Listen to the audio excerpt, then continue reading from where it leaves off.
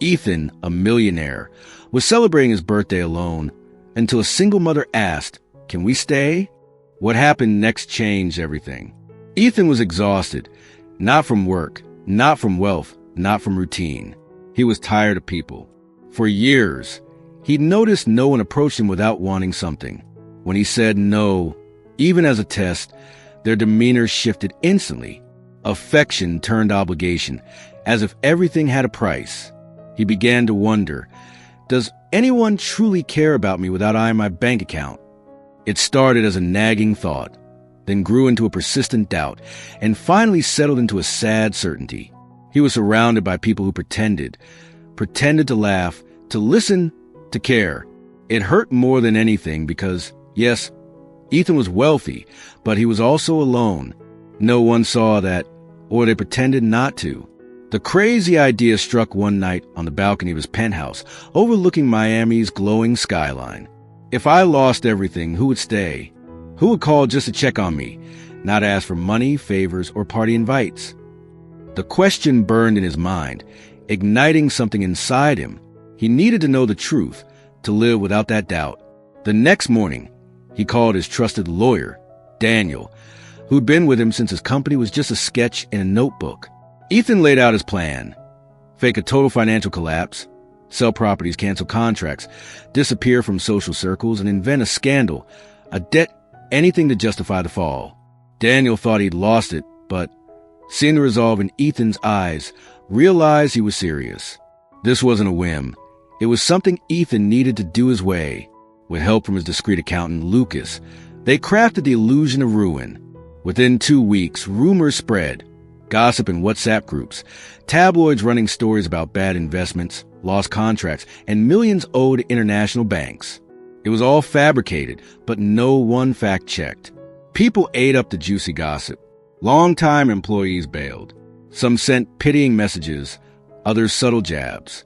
Newer staff waited to see what would happen. Silent partners, who only showed up when profits rolled in, vanished like smoke. In a week, Ethan's name became a curse. His phone stopped ringing, messages dried up, invitations evaporated. His girlfriend, Olivia, ended things via text, saying she needed space to think.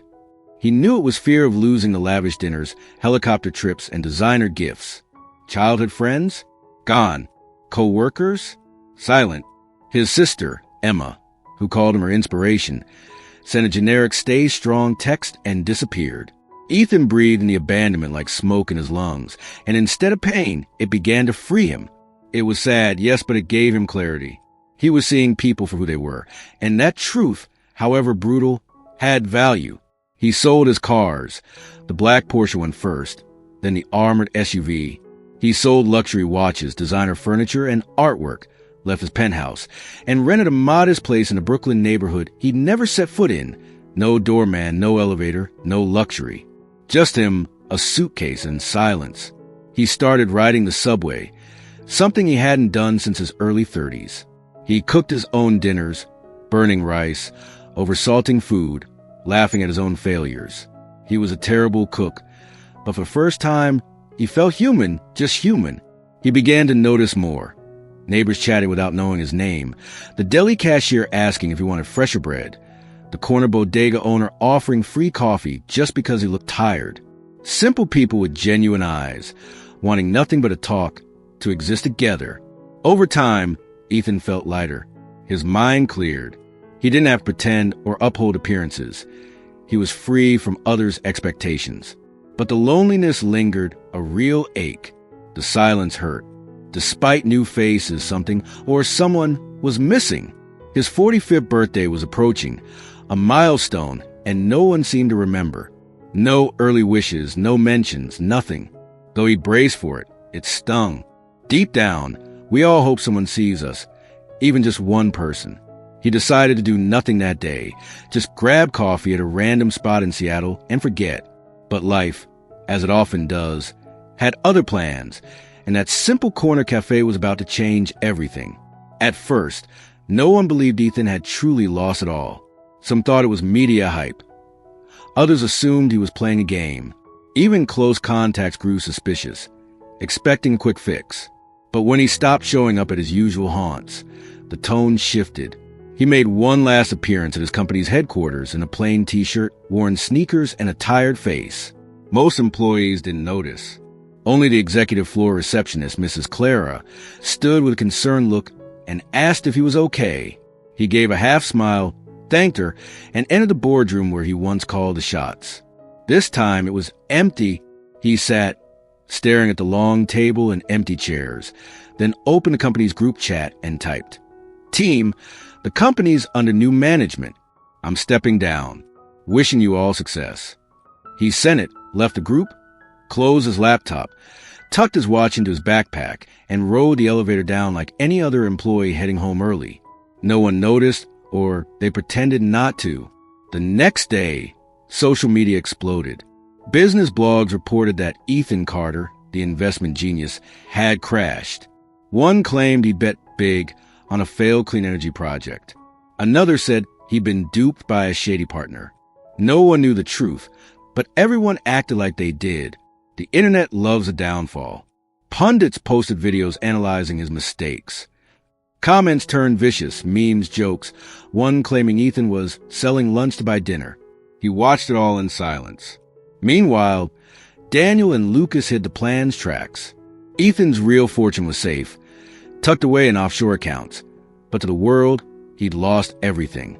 He began erasing his digital footprint, deactivated Instagram, LinkedIn, and WhatsApp. His last post was a vague, philosophical note about fresh starts and silence. People commented, "Stay strong, you'll bounce back."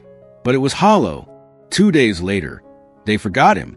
He cut ties, quit his tennis club, canceled his gym membership, left the poker group, and scrapped gala invitations. He sold his last motorcycle, a Ducati, with a bitter taste, not for the bike, but for dismantling a life he'd chosen to unravel. He found a new place through a sketchy broker, a cramped, musty apartment in a Chicago walk-up, no elevator, no parking. When Ethan signed the lease on the spot, the broker's eyes widened. No ID check, just cash and keys. The place was stifling, with a leaky sink, a noisy shower, and a view of a gray wall. Yet, that first night, Ethan slept with a peace he hadn't felt in years. No city noise, no central AC, just a floor mattress and faint jazz from a neighbor's radio. On day 3 at his new address, he hit the corner market for basics. No one recognized him. An old lady bumped his cart without apologizing. The cashier didn't look up. The bagger skipped pleasantries. Oddly, it felt good. This was what he wanted. To vanish. To see how people treat someone who seems to have nothing. His daily cash dwindled, part of the plan. No secret black card, just enough for rent, food, and bills. When he needed more, Lucas handled invisible reserves. Some nights were rough. The old mattress hurt his back. Instant noodles turned his stomach. But the silence was worse. No calls, no visits, no one knocking. Nobody cared about the man without money. One evening, he texted an old friend, Noah, from their broke college days just to chat to say, "I'm here, I'm okay." Noah read it, didn't reply, then blocked him. Ethan let out a dry laugh, more exhaustion than irony. It was working. The fake fall was convincing. Now he just waited to see if anyone would show up who truly cared. Time crawled. Days blended into bitter coffees and long walks through the neighborhood. His phone stopped buzzing, no notifications, no alerts. He'd check out a habit, as if it were glitching, but it was just silence. People who once shared news, sought advice, or sent jokes were gone. Group chat showed last seen timestamps frozen in time. The goodbyes weren't explicit. No one said, "I'm done with you." They were subtle, unanswered messages, ignored glances, ghosting. It hurt as much as a direct cut, maybe more. One day, he spotted old friends Caleb and Mia on the street. They dined with him regularly when times were good. He waved, smiled, and started toward them. They saw him, clearly, but crossed the street, pretending to study a shop window. Ethan stopped mid-sidewalk, watching them walk away hand in hand. It wasn't anger he felt, but a strange ache, like air being pulled from his chest. Some approached, but only to probe. "Heard about you, man. Is it true?" They'd ask. Curiosity masked his concern. When he said he was fine, moving forward, their interest faded. They seemed disappointed he wasn't broken, as if they wanted the full crash. The worst was his sister, Emma.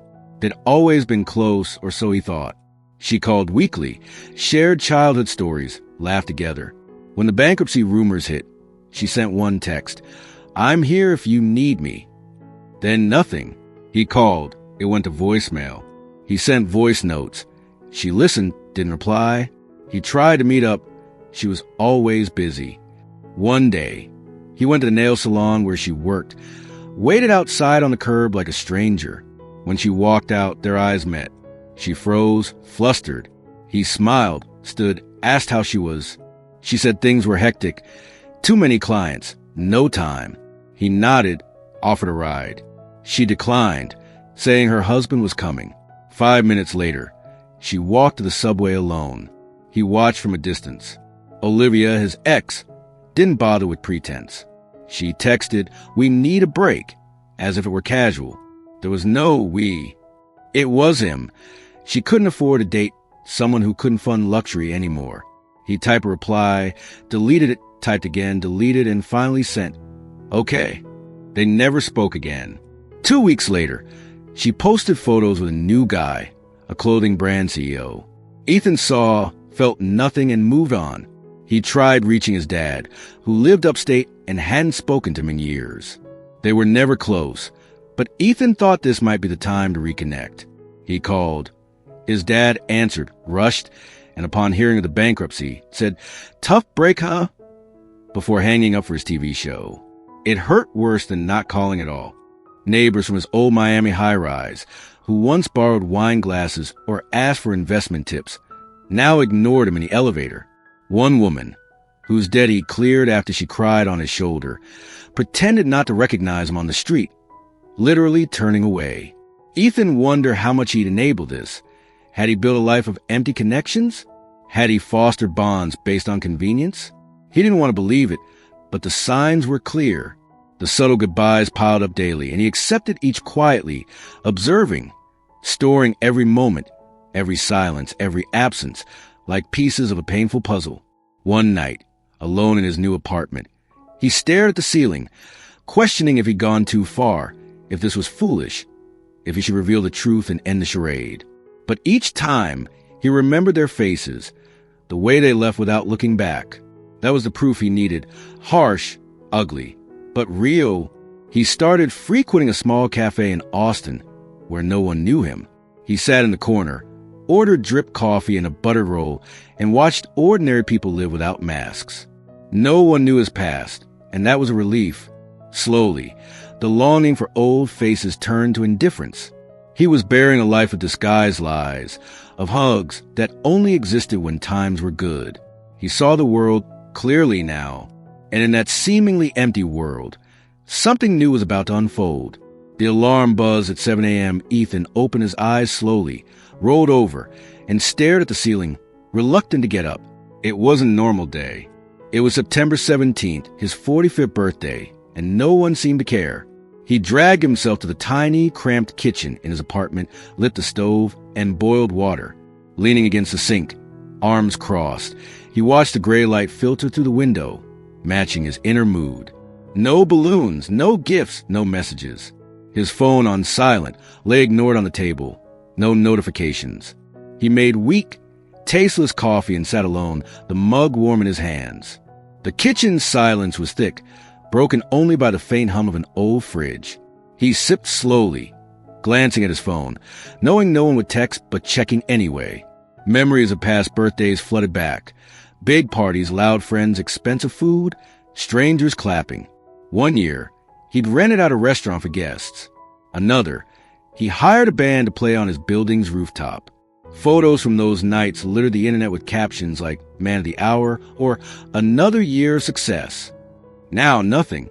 He showered quickly, left the apartment, and decided not to stay cooped up. Wearing a plain tee jeans and flip-flops, he wandered the cloudy, warm streets of Denver.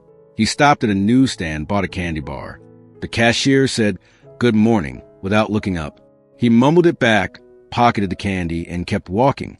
Further along, he spotted a small, nearly empty cafe with a few tables. He went in, chose a spot by the wall, and sat. The waiter brought a menu. He didn't open it. "Coffee with milk and a buttered roll," he said. He stared out the window at cars passing, people rushing, kids heading to school.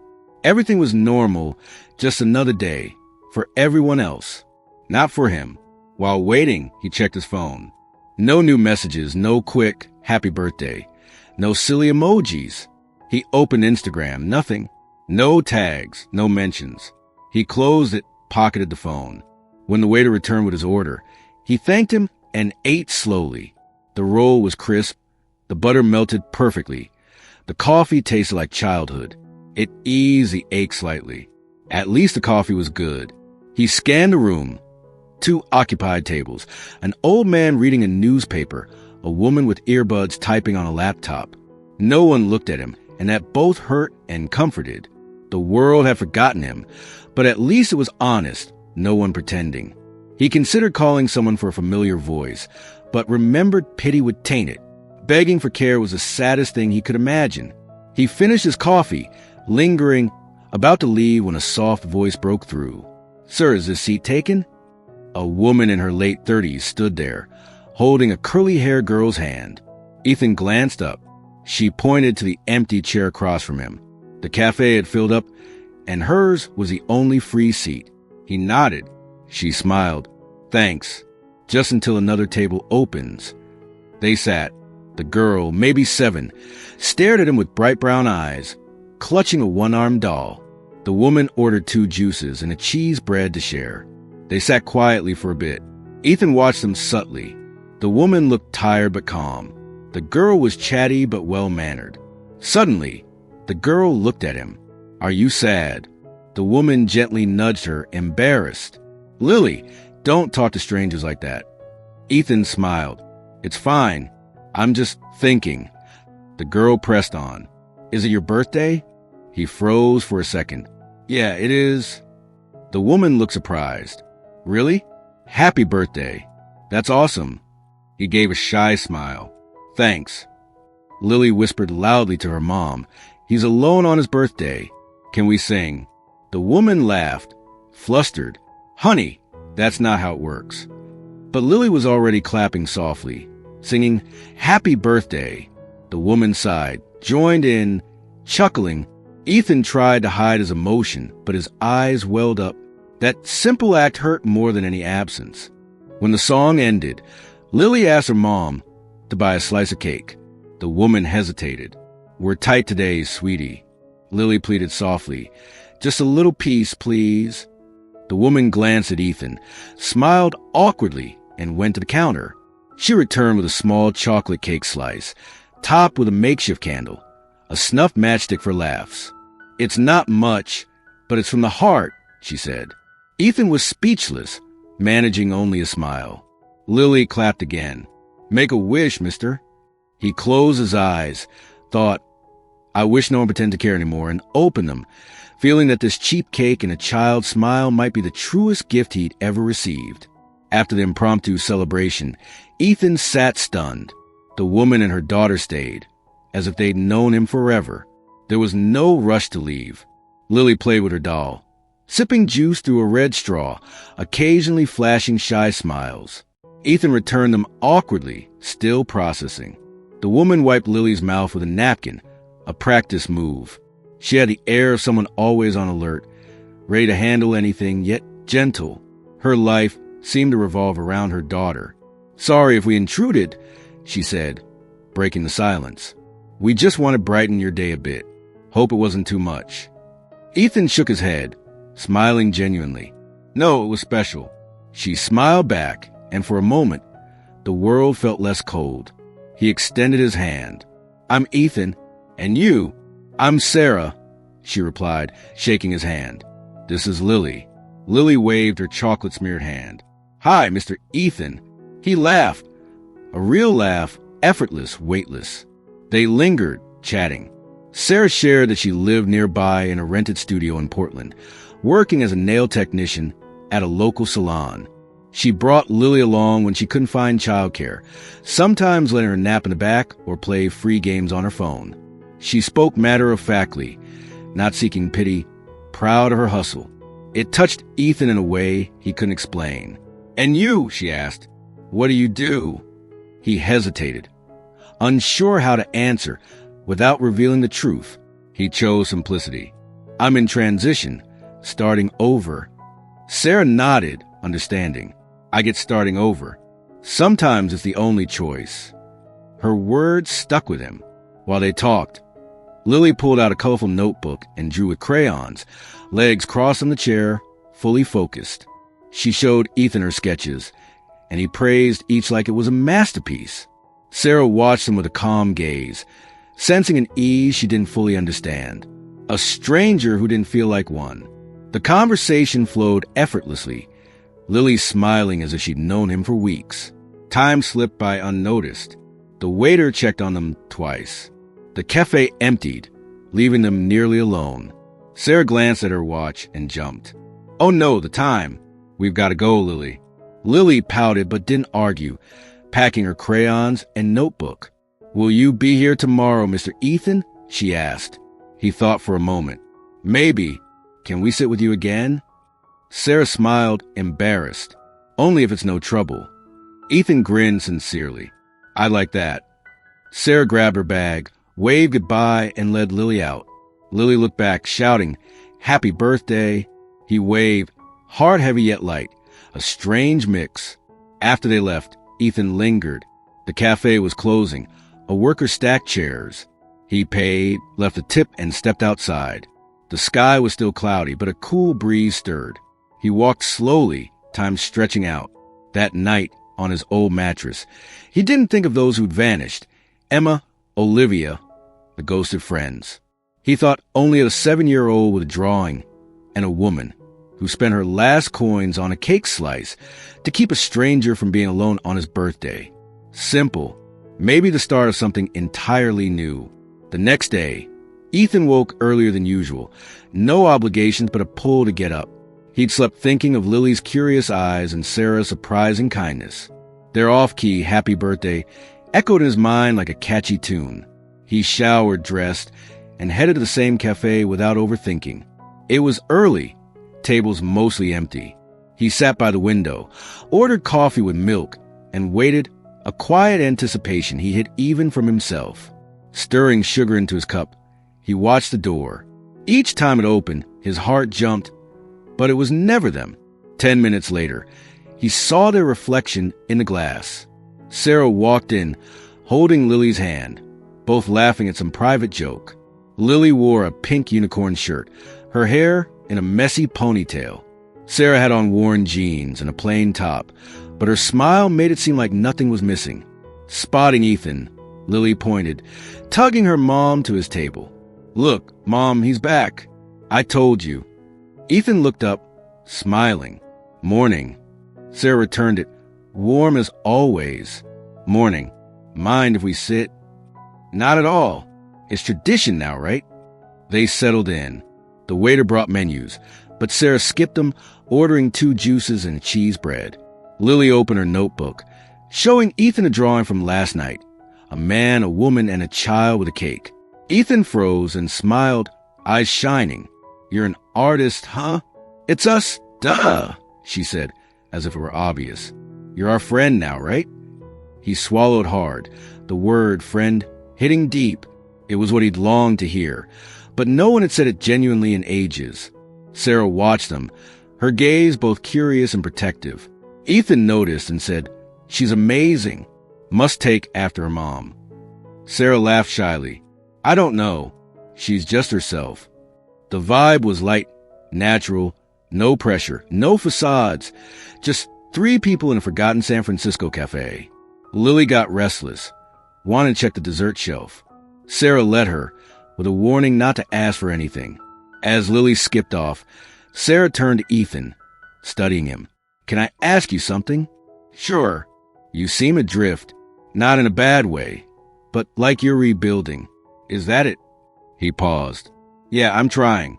Spent too long living a life that wasn't real. Now I'm relearning." She went quiet, then said softly, "We think we got it all figured out, then it falls apart, and you realize you had nothing." Her words hit like a punch. Lily ran back, excited. Mom, there's a heart-shaped cupcake, and it's cheap. Can we get it? Sarah glanced at Ethan, then at Lily's pleading eyes. We agreed, honey, but it's little, and he liked cake yesterday. We can gift it. Ethan started to protest, but Sarah was already up, smiling. She won't quit unless we get it. She went to the counter, counted coins, and pointed to the cupcake. Lily clapped. Sarah returned with a plastic container holding a small chocolate cupcake with colorful sprinkles. For you, Mr. Ethan, Lily said proudly. Our gift. Ethan took it carefully, like it was fragile, throat tight. Thank you, really. Lily drew a big heart in her notebook. You've got to keep this drawing, okay? Promise, he said. Sarah watched, her smile soft, a bit emotional. The smell of chocolate, the street sounds, the sun through the window, everything felt alive. They talked about silly things, movies, music, funny stories. When they parted, it was with real hugs. Lily jumped on him. Sarah squeezed his hand firmly. That day, walking home, Ethan carried a cupcake, a crayon drawing, and a feeling he thought was gone. Hope. Ethan's routine shifted without planning. Post-birthday, he woke eager to leave the apartment. Not for big tasks, just to be at that cafe where things felt real. He arrived at the same time daily, sometimes early, picking the same table, ordering the same coffee, waiting without watching the clock. His heart raced each time the door opened. Sarah never arrived late, always with Lily, chatting or giggling. Sometimes Lily skipped, sometimes sang a TV jingle. Sarah, with her tired but sincere smile, sat as if it were the most natural thing, no awkwardness. Their talks deepened. Got kids? Lily asked out of nowhere, mid-drawing. Ethan blinked, surprised. No one had ever asked. No, he said, smiling. Why? Just curious, she shrugged, returned to her sketch. Sarah, sipping juice, jumped in. Ever thought about it? He took his time. A lot, but life went another way. Got lost chasing things that weren't simple. What's simple to you? She asked. He looked at her honestly. This. She didn't reply, but she understood. They spoke of family, childhood. Sarah shared she was raised by her grandma after her mom left. She never knew her dad, grew up hearing she had to be tough because no one would help her. When Michael passed, I thought I'd collapse, she said. But I looked at Lily and knew she only had me. So I kept going, no clue how. Ethan listened intently, her words opening windows in his mind. I've never lost anyone, he said, but I've lost myself plenty. She raised an eyebrow. How so?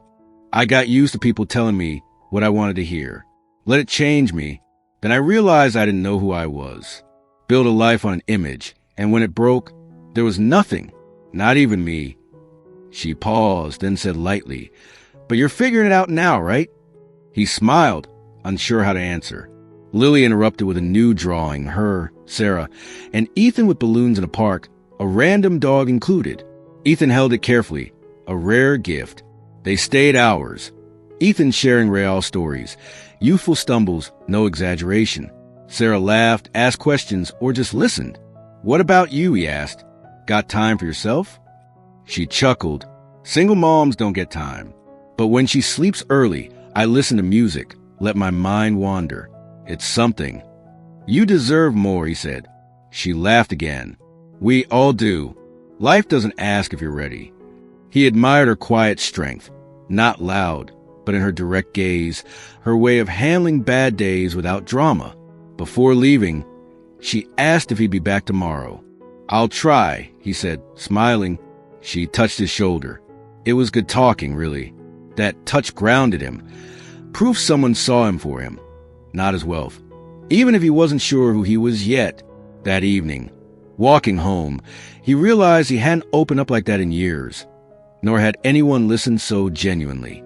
It wasn't just her words, but how she listened, present, undistracted, judgment-free, rare, priceless. Their meetings became a quiet routine, unspoken, no promises, just happening. Ethan walked the same Denver street, sat at the same table, and Sarah arrived with Lily, skipping or singing. It was light, effortless. Those moments became his day's highlight, not just a coffee or talks, but being seen, existing without proving anything. Sarah shared stories of noisy neighbors, spats with her salon boss. Ethan laughed at her tales of picky clients, one who griped about polish for discounts, another claiming her hands deserved special treatment. Even exhausted, she found humor in life. Lily joined in, once drawing a sign for the cafe. Uncle Ethan's Corner. No one hung it, but he kept it. Another day, she asked for homework help, simple capitalization exercises, and showed off each answer like a trophy. Ethan grew to love these small moments. One day, Sarah asked, "What's your life like outside here?" He hesitated, tempted to lie about a new project or things improving, but chose truth. "It's different, but for the first time, I feel like I'm living." She nodded, understanding. Sometimes you gotta lose everything to find what's real. He started small missions for himself, jotting in a notebook. Cook without over-salting, greet the neighbor, watch the sunset in the park. Lily found it funny, adding a sun next to sunset and a rice plate by Cook. Sarah opened up more, too. One day, she accepted his invite for a walk after coffee. They went to a Boston park, Lily running to the playground while they sat on a wooden bench. "This is where I breathe," Sarah said. "When life's heavy, I come here with Lily, watch her play, take a deep breath, and remember everything passes." Ethan felt a connection, not quite love, but something real.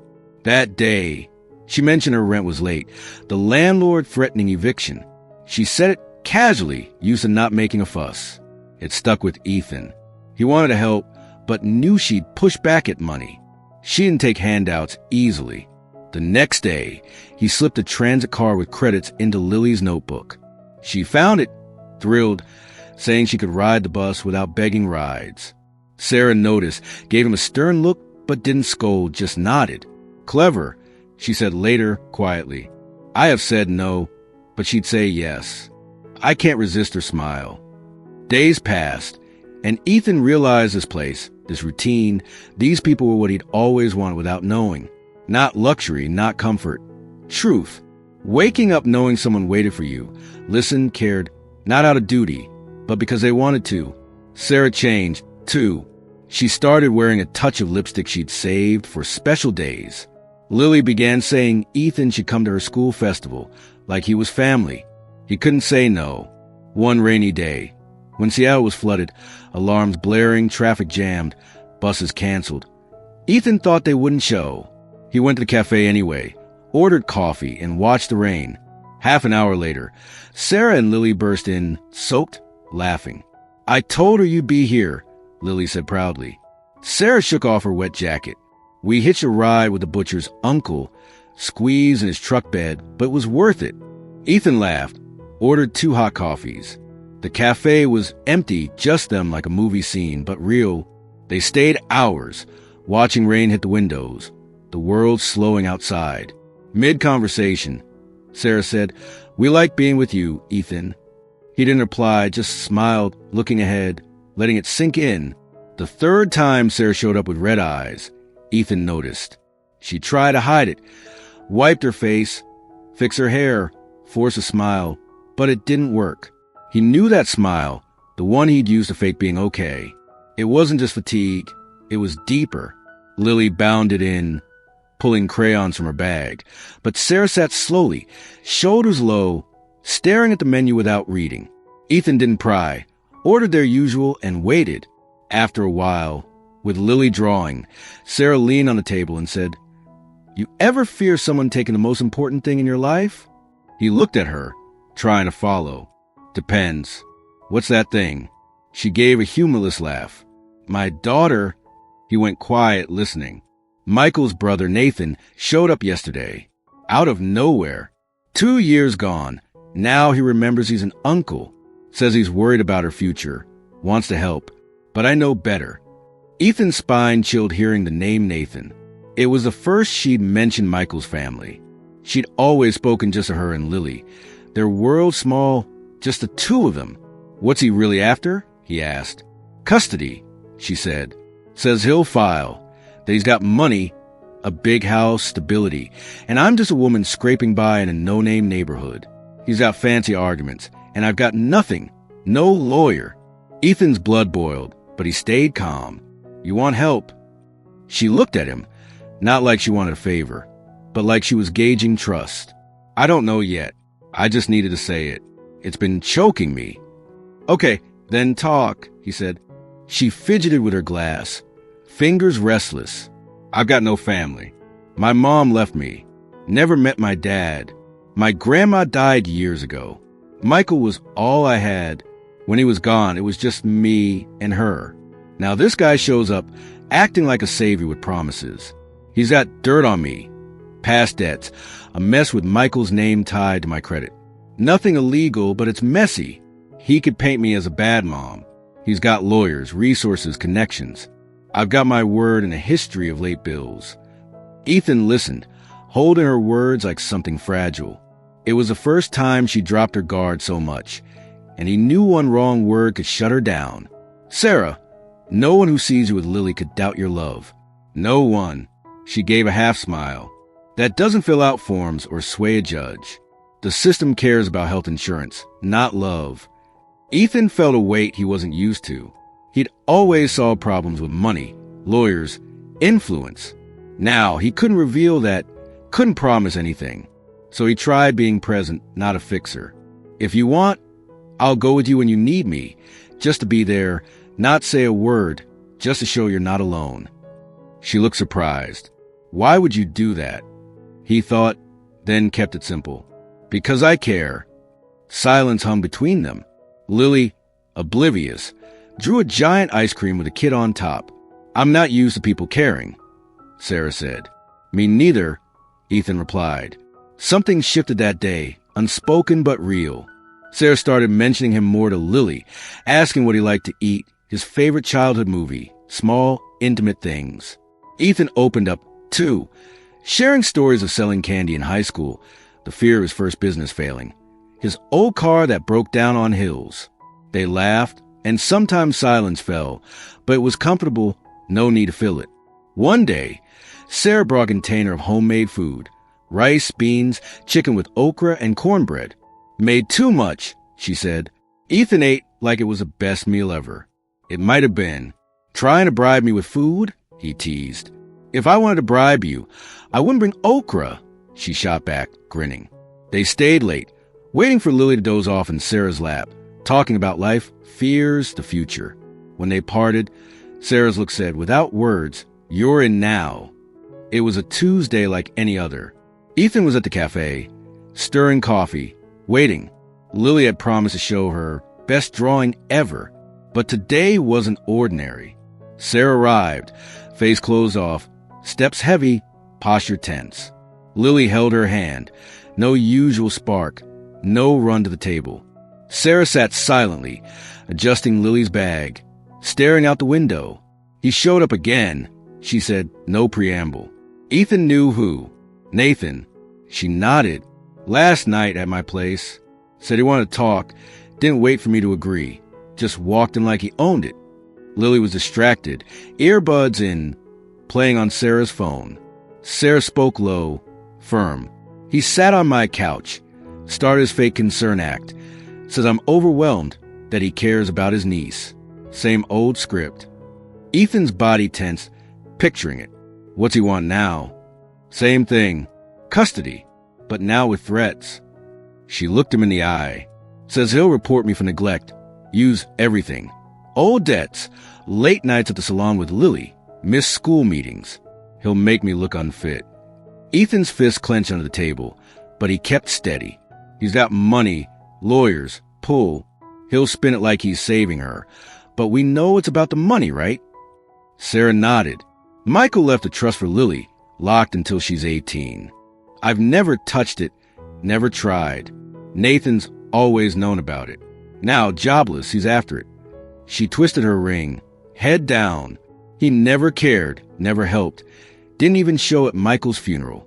Now he's at my door, claiming he wants the best for her. It's disgusting. You're not alone, Ethan said. We'll figure this out. She looked wary. I don't want charity, Ethan. I don't need a savior. I'm not one. I just want to help someone I care about. She stared, then glanced at Lily, now tracing her finger on the phone. He's coming hard. Lawyers, lies, hitting where it hurts. Ethan shifted, mind racing with contacts he couldn't use yet. Have you tried a public defender? I did, but the process has to start first. If he gets a court order, I could lose her before I fight back. Justice moves fast with Rich. He scanned the busy cafe. Clinking cups, chatter, waiters shouting orders. But their table felt frozen. If you could have any help, no debt, no pride, what would you do? She crossed her arms, stared at the street. I'd disappear, move neighborhoods, pull Lily from school, get out of Nathan's sight, start fresh. But I can't, and she doesn't deserve to lose everything. Ethan saw she thought of this daily, not escape, but protection. Sarah stepped to the bathroom. Lily stayed with Ethan. Uncle Ethan, she said, is Uncle Nathan bad? He weighed his words. He's mixed up. Sometimes mixed up people hurt others without meaning to. But Mom's sad. I saw. He looked at her gently. I'm here, okay? I won't let anyone hurt you. She nodded back to her game. Sarah returned, calmer but still tense. I just need time. If he shows up again, it'll be with papers. Ethan wanted to spill everything, hire the best lawyer, expose Nathan in one call, but he couldn't. Not yet. If he does, you'll fight? She looked at him, unwavering, till the end. In that moment, Ethan saw true strength, quiet, not showy, the kind that takes life's hits and stands anyway. Meanwhile, somewhere in Atlanta, Nathan met with a lawyer, plotting, crafting lies, ready to strike. What he didn't know was Sarah wouldn't face it alone. That weekend, Ethan woke early anxious. Something told him things were shifting. The previous day's talk with Sarah was heavier than usual. Nathan was moving, but that wasn't all keeping him up. His old phone, stashed in a drawer, pinged, a rare notification. Only close contacts had that number. He grabbed it, unlocked it, and saw Emma, his sister. Weeks of silence, now a short text. Ethan heard some things. Call me. He stared, recognizing her pattern, vague bait. He called. Hello. Her voice was quick, like she'd been waiting. Hey, Emma. God, so glad you called. Heard you might be signing with a multinational. True. Ethan closed his eyes. Someone had leaked. Lucas had been handling paperwork to secure his fortune, and someone, maybe carelessly, spread word he was back in business. Not sure who told you that. Doesn't matter, she pressed. You're okay, right? I was so worried. Told David, my husband, we should have reached out sooner. Lies. Her number had been silent since his fall. Now she remembered she had a brother. I'm fine, he said. Good, good. Let's do lunch, just us, like old times. Or at my place, your favorite pasta, remember? He remembered, but also her ignored texts, unanswered calls, months treated like a burden. I'll let you know, he said. Sure, whenever. I'm here, always have been. He hung up, gripping the phone, feeling the sting of her fake flowers after locking him out in the rain. Over the next 2 days, more messages trickled in. An old partner, long cut off, sent a long voice note about a new project, wanting Ethan's strategic mind. A freeloader who begged party tickets resurfaced with networking opportunities. Even Olivia texted, Hey, stranger, saw your name in the news. Glad you're okay. How you doing? He read, deleted, didn't reply. No grudge, just clarity. The worst was running into Caleb, who dodged him weeks ago. Leaving a bakery, Ethan saw him. Caleb faked surprise, then grinned. Ethan, man, been ages. Heard you're planning a comeback. Phoenix style. Told everyone you wouldn't stay down. Ethan just watched. Caleb rambled. Guys in Dallas are planning a meetup. Good crowd. You should join, network, you know. Got other plans, Ethan said politely. Cool, just say the word. Doors open, brother. Caleb slapped his back like old pals and left. Ethan stood on the sidewalk, cars passing, the past creeping back, only the fake parts. He got a call from Daniel. We need to talk. Ethan went to his office. Found the leak. Daniel said. Bank in turn saw your name on a foreign fund report, mentioned it to a colleague who told someone else. You know how it spreads. Ethan exhaled. He'd known this could happen. Can't erase it, but we can control it, Daniel said. If you want to keep the bankruptcy story, I can limit damage. Ethan looked out the window. I'm not worried about that. I just don't want Sarah finding out like this. Or Lily. It'll be tough to contain, Daniel warned. If people keep talking, it'll reach her. Ethan knew time was short. That night, he found a message on his simple phone from Sarah. Going early tomorrow. Lily's got a surprise. He smiled tired, deleted the old phone's messages, and sat thinking how everything was about to shift again. But he wasn't the same anymore. For the first time, he had someone worth holding on to. Wednesday's sky was heavy, humid, trouble brewing. Ethan arrived early at the cafe, as Sarah had texted, ordering coffee and watching the street. When he saw them cross the sidewalk, his stomach knotted. Sarah's face was hard, steps quick, hand gripping Lily's tightly. They sat quieter than usual. Lily, clutching an envelope of drawings, sensed a mood and stayed subdued. Sarah looked at Ethan directly. We need to talk. Alone. Lily, as if understanding, asked to check the cafe's kids' books. Sarah nodded. Stay where I can see you. Once Lily was across the room, Sarah faced Ethan. Nathan showed up again, and it's not just talk now. Ethan's heart raced. What did he do? Went to my salon, spoke to my boss, said I mixed up with a dangerous guy, someone who tanked in the market. Worse, he said you're influencing me to hide Lily, that witnesses claim you're trying to replace her dad, his brother. Ethan's eyes widened. How's he know about me? I don't know, but he's got someone digging. Knows we meet almost daily that you don't work. He's spinning a story. Ethan leaned back, the weight hitting. This is beyond gossip, Sarah. He's smearing you and me. Says you're with me for money. After Lily's trust, that you're manipulating me. Sarah continued, I know Nathan. He doesn't bluff. If he's saying this, he's planning something. He won't stop at threats, court, school, Lily. He'll hit anywhere. Ethan wanted to explode, but stayed calm. You trust me, right? She stared long. I don't know who you are, Ethan. I see what you show, but not your past, your friends, your story. You appeared jobless, no plan, saying you're starting over. I like you, how you treat Lily, but you get why I'm hesitant. He understood, and it hurt. Nathan's shining light in dark corners, and you're not helping by hiding things. He wanted to confess everything, his wealth, the fake fall, his growing love, but it's stuck in his throat. Not now, with everything burning. What else did he say? He's got a dossier, screenshots, statements, photos of us here at the park, hugging. Says you're trying to take her dad's place. Ethan's stomach churned. I'd never do that. I know, but prove it to strangers. She rubbed her face. And he knows about your old phone, the one you don't use. I never told anyone, so someone did. Ethan froze. He'd checked his old phone that morning but hadn't mentioned it.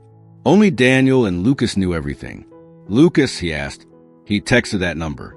Nathan showed me a screenshot, said Lucas tried warning you, but you ghosted after meeting me. Rage surged. Nathan was manipulating her, using details Ethan hadn't imagined anyone could access. Did you reply? No, but the damage is done and fast. She glanced at Lily, flipping book pages. I'm scared, Ethan. Men like him don't stop. He grabbed her hand firmly. Then he's got me to deal with. She didn't pull away. Who are you, Ethan? Really? He hesitated, but Lily ran back, smiling. Mom, this book's got stickers. Sarah shifted to her, but her earlier look lingered, a mix of doubt and trust. Ethan knew, despite the storm, he still had a shot. The next morning, Ethan climbed 4 flights to Daniel's office, urgency outweighing exhaustion. Daniel was ready, face grim. I need to know if Lucas is leaking, Ethan said. Daniel sighed, removed his glasses. It's him. He never bought your plan. Thought you'd regret it. Started whispering to others. Ethan's just in a phase, still in control. Not gossip, but it spread. Ethan closed his eyes, the betrayal sharp. Lucas, one of the few in on it from the start, had fueled Nathan's attack. Is he talking to Nathan? Not directly, but he knows people who do. They saw you with Sarah, Lily, tied it to the trust, and the story grew. Ethan paced the window. City noise below. I need to fix this without revealing who I am, without losing what I built with Sarah. That's getting harder, Daniel said. Nathan's not bluffing. I've seen his documents, lawsuit, accusations, manipulation. He wants Lily's custody and will do anything. Ethan turned firm. Then we do everything to stop him. That afternoon, Ethan waited outside Sarah's lawn, leaning on a street lamp, cap low. When she saw him, she startled.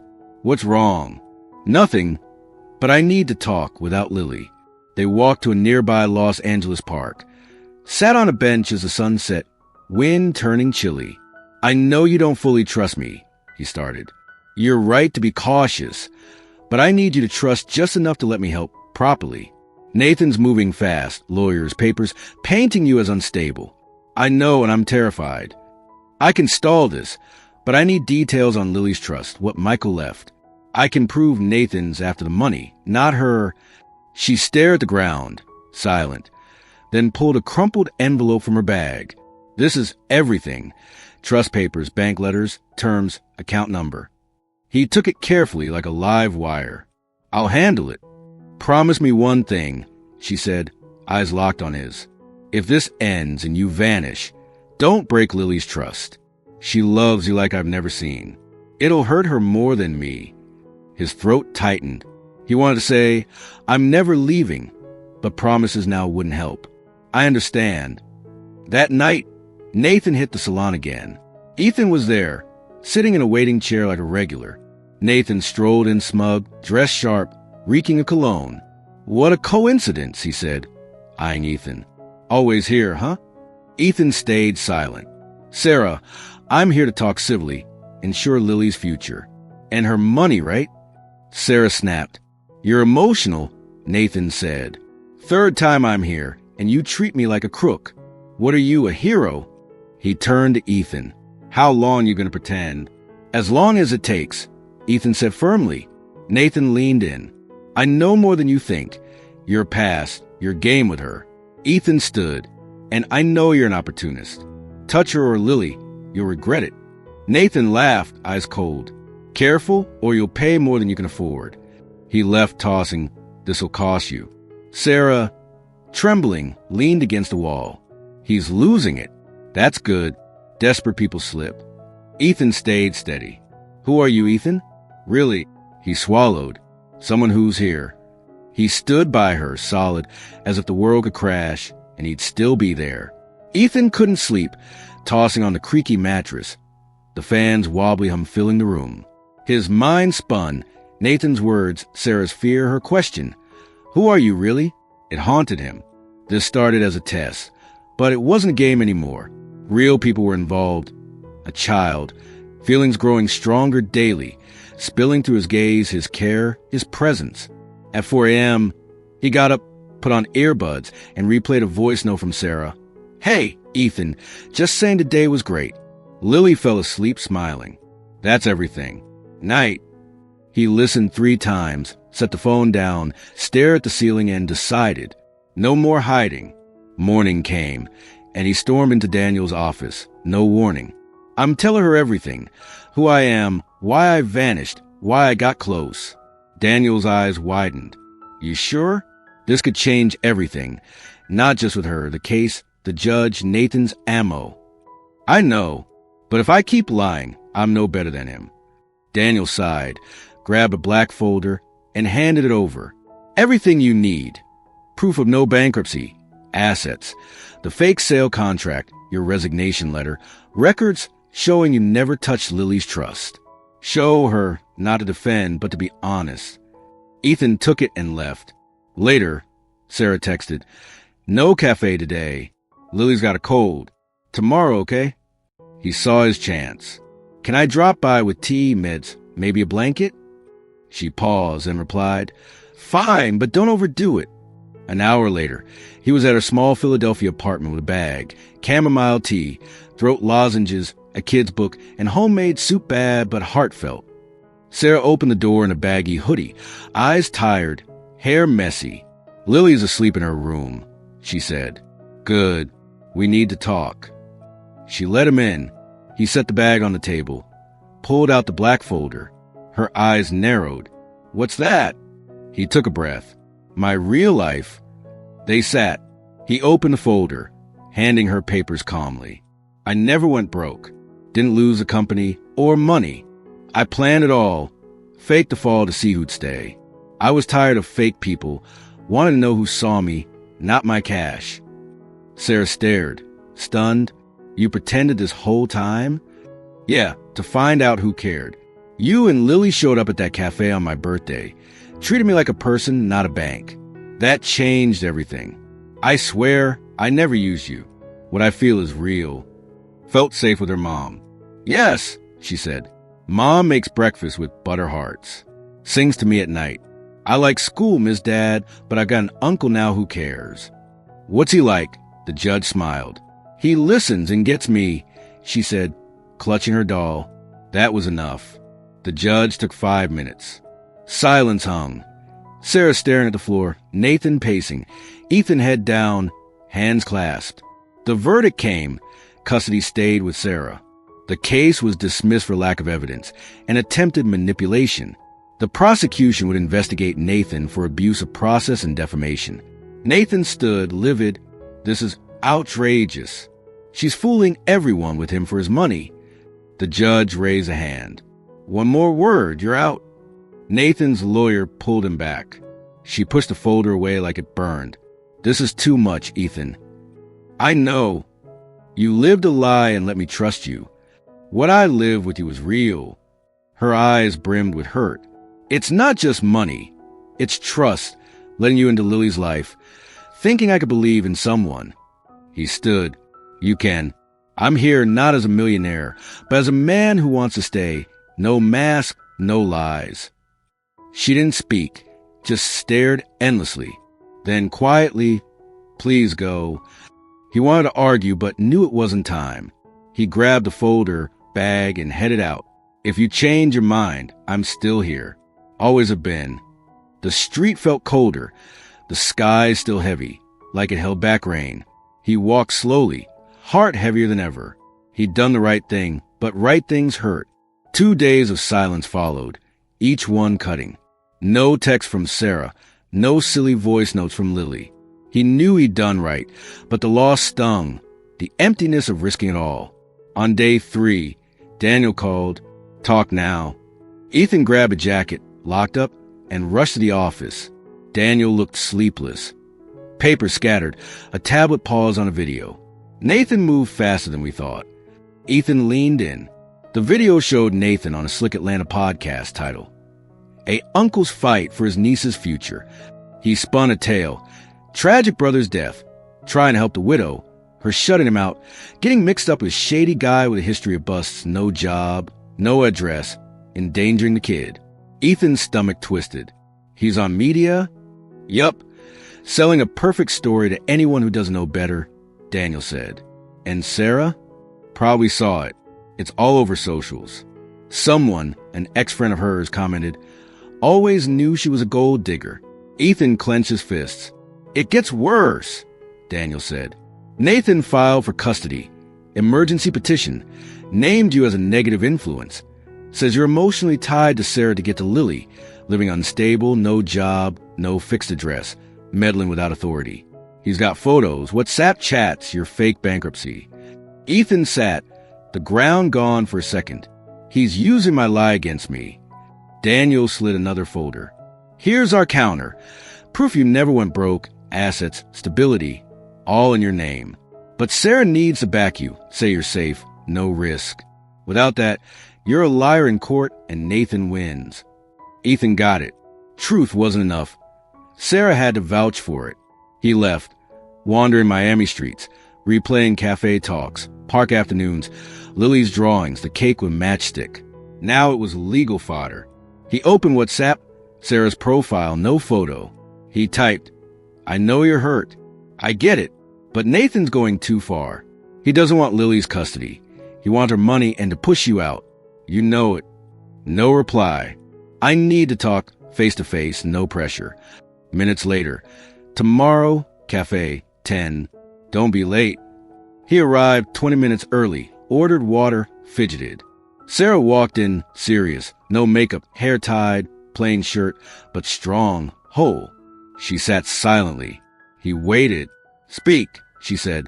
I saw the video. His lies. How it could hurt you. It's my fault. She didn't respond. I can prove he's wrong about me, everything. I brought the papers.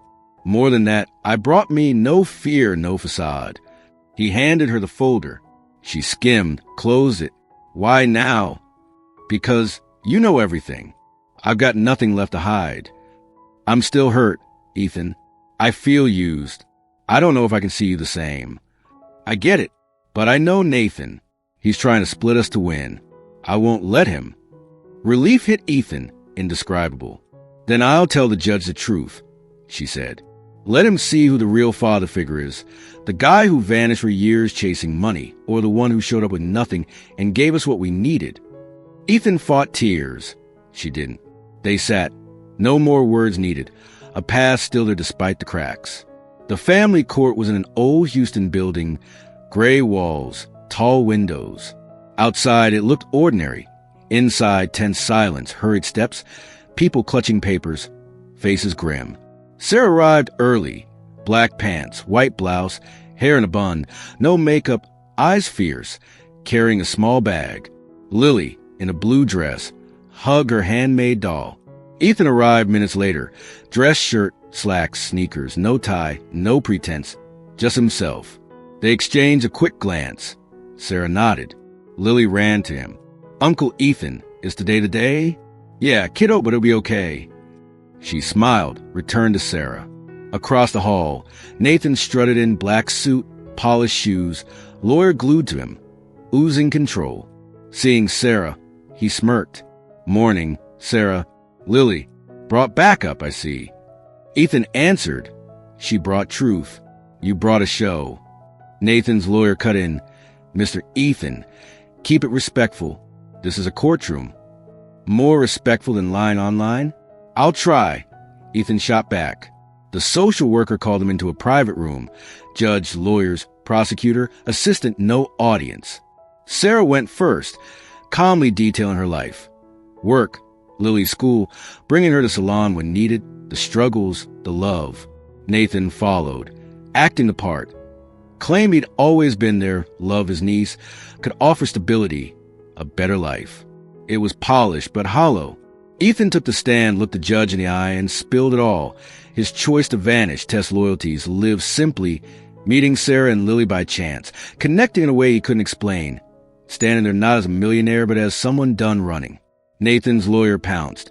You hid a fortune, lied about poverty. How can this court trust you? Ethan faced the judge. I lied to myself for years about happiness, friends, worth. But with Sarah, I stopped. I didn't lie to her, only to others. Now I'm here, all cards down. The prosecutor asked Sarah if Ethan was stable, save for Lily. She took a breath. Steady. When I was widowed, no one showed up. Nathan vanished. My family turned away. Ethan sat with me on a random day. Listened, wanted nothing. He's why Lily sleeps easy, despite his mistakes, his past.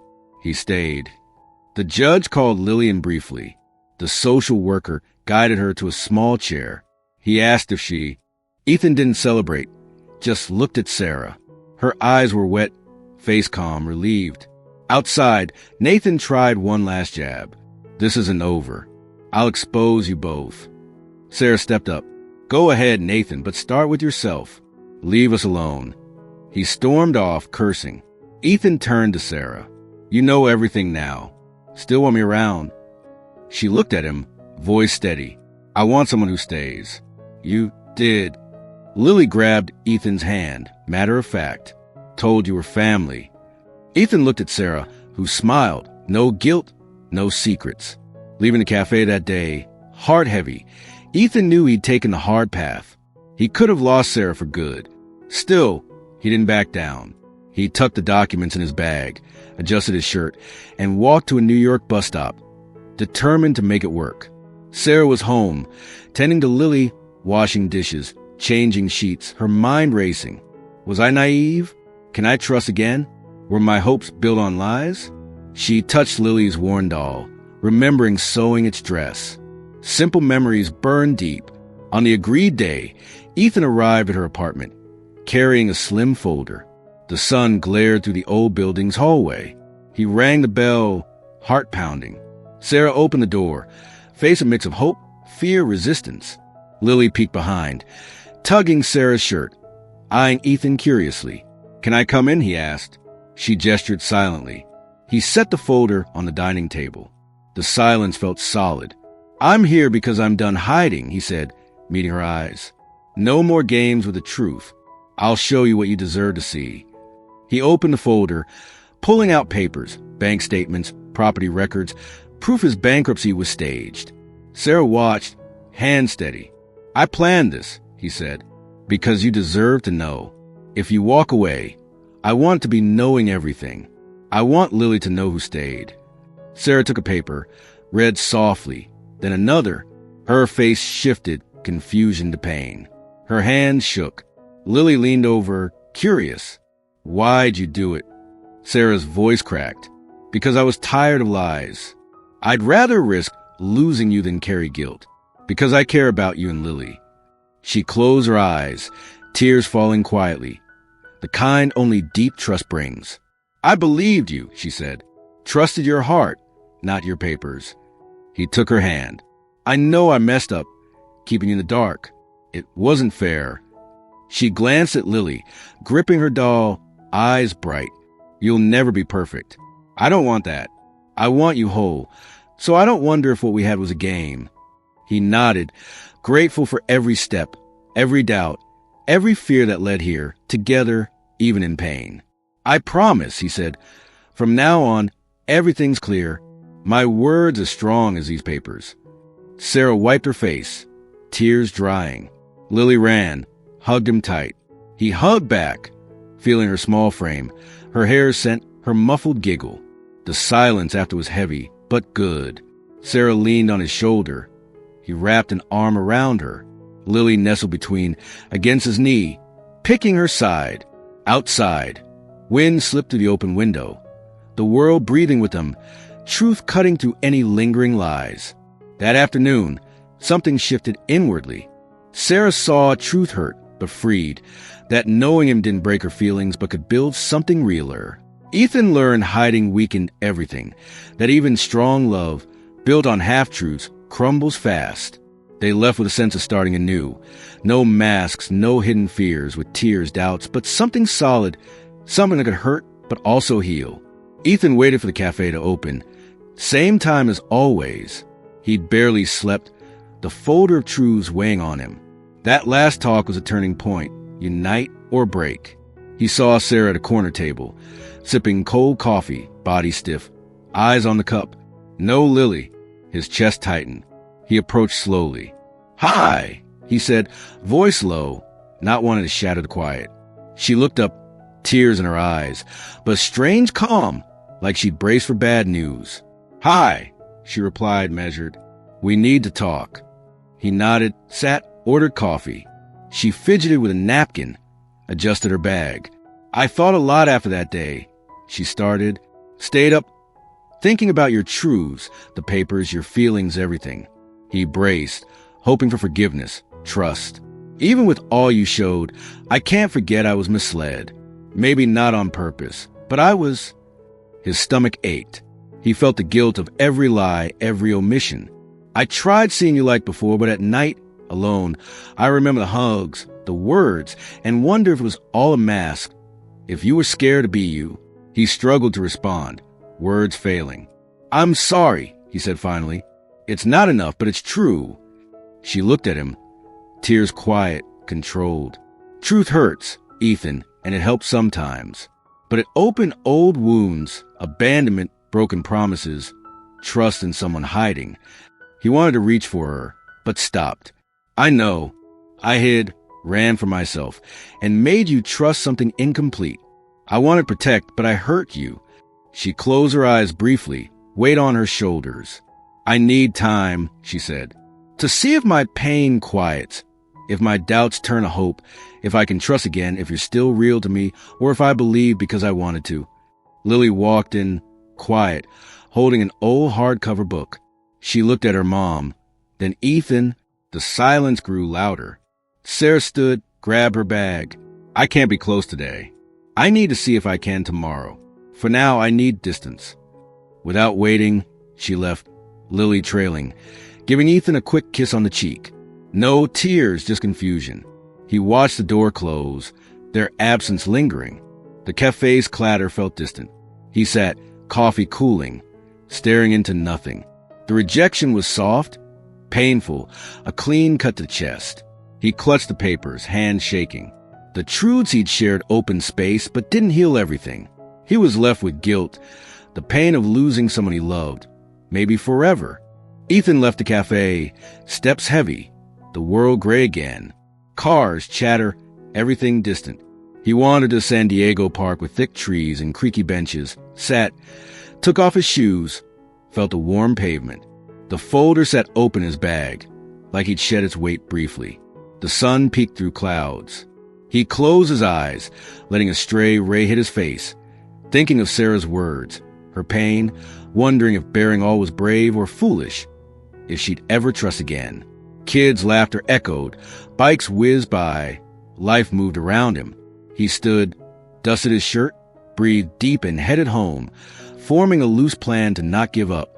At home, he skipped TV, ignored his phone, avoiding Nathan's lies or news about himself. He grabbed an old blue notebook, sketching cafe moments with Sarah, Lily's giggles, simple times that mattered. He wrote letters to himself. Be honest, be present, don't quit. In the following nights, he reached out, not to push, but to show change. He texted Sarah he'd attend Lily's school event, asked to join a community meeting she'd mentioned. He didn't ask to be close, just to be there for small things, to help quietly. Sarah read his text, lying on her small couch, Lily asleep. She felt the sting, recalling his papers, his lie, but saw a new sincerity in his words, a humbler tone. One day, Sarah showed up at his building, unannounced. Lily was home, asleep. He was cooking rice, beans, veggies. The doorbell startled him. He opened it to Sarah with a grocery bag, veggies, bread. Thought you'd like soup tonight, she said. He froze, surprised. Come in? She hesitated, stepped inside. He set the bag on the table, wiped his hands. Lily had been at school, leaving quietly earlier. She ran in, hugged them both. That small, tight embrace felt like muffled reconciliation. They ate simply, talking little. The air was tense but lighter. Lily asked if her drawing was ready. He'd forgotten, ran to get it. A colorful sky, birds, a house with an open porch, them together. Sarah's look softened, a hint of possibility. After dinner, Sarah cleared the table. Ethan washed dishes. She let him help, though she'd usually refuse. They spoke of the day, tomorrow's plans, small steps together, market trips, movie nights, reading to Lily. Later, Sarah stood in his doorway, watching him read a kid's book he'd bought for Lily. She sat on the bed's edge, dim light from a lamp. Thanks for not giving up, she said. He smiled, the emptiness filling slowly. I'm trying. If you want, I'll show you everything. Every feeling, every act, no secrets. She nodded, a tear escaping. Next morning, Ethan bought simple daisies at a Chicago market, arriving at the cafe. Sarah walked in, saw the flowers, gave a small smile. They sat coffee, fresh bread. Lily ran up, set her house drawing on the table, proud. Ethan held Sarah's hand lightly, not a full promise, but worth it. He knew a new chance wasn't a happy ending, just a shot to rebuild. He was ready to do it slowly, with every small gesture, every true word. Despite their fears, something new bloomed. Hope, a half-open door to what could come. Ethan woke early that day, not fleeing pain or shadows, but eager to be different. He looked in the mirror. Tired eyes, messy hair, body heavy from emotional strain, but serenity mixed with expectation. He wore a light shirt, simple pants, clean sneakers, grabbed his bag with Lily's drawings and kind ideas, and left. At the usual bakery, he bought bread, coffee, asked the baker about business, listened, smiled for no reason. At the market, he picked fruit, made juice, got milk. Each small act felt bigger, done as himself, not a facade. At the cafe, Sarah was there, sunset light casting a golden glow.